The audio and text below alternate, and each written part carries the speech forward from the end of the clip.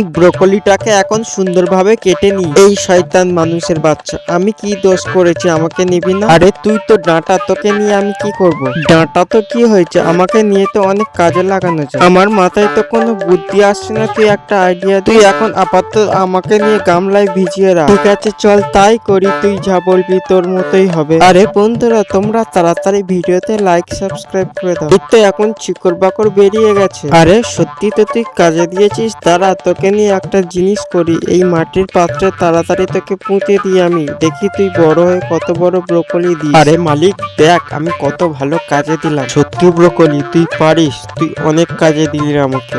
দেখি তাড়াতাড়ি এই পুদিনার পাতাটাকে মাটিতে পুঁতে দিই, দেখি বড় হয়ে কোনো কাজে দেয় কিনা। তাড়াতাড়ি দেরি না করে পুঁতে দিয়ে চলে যায় এখান থেকে তাড়াতাড়ি। এই শয়তান পুদিনার বাচ্চা, তোকে কে বলেছে এখানে কেউ আসতে বলেছে তোকে? ওই তোর কি হয়েছে? আমার মালিক তো এখানে আমাকে পুঁতে দিয়ে গেছে। তুই তো দেখি খুব মুখে তর্ক করছিস, দাঁড়া তোর একটা ভালো মতো ব্যবস্থা করতে হবে। কেমন পারিস দেখি আমাদের সাথে লড়াই করে বেঁচে থাকতে? আরে তোর থেকে আমার ক্ষমতা বেশি, তুই পারবি না আমার কাছে। তুই এত বড় কথা বললি, তাহলে চল দেখা যাক কার ক্ষমতা বেশি। হ্যাঁ চল তাহলে দুজনে এখনই যুদ্ধ শুরু করি, দেখি কে বাঁচে। দেখবি তোর কেমন অবস্থা করি, শুইয়ে ফেলে দেব। তুই পারবি না আমার কাছে। দেখ আমার পাতাগুলো কত শক্ত আর তোর পাতা কত হালকা। ওরে বাবারে, আমার ভুল হয়ে গেছে, আমাকে ক্ষমা করে দে। আর কখনো আমি তোর সাথে যুদ্ধ করতে যাব না, তোর পায়ে পড়েছি আমি। ওয়াও, কত সুন্দর পুদিনা গাছ হয়েছে।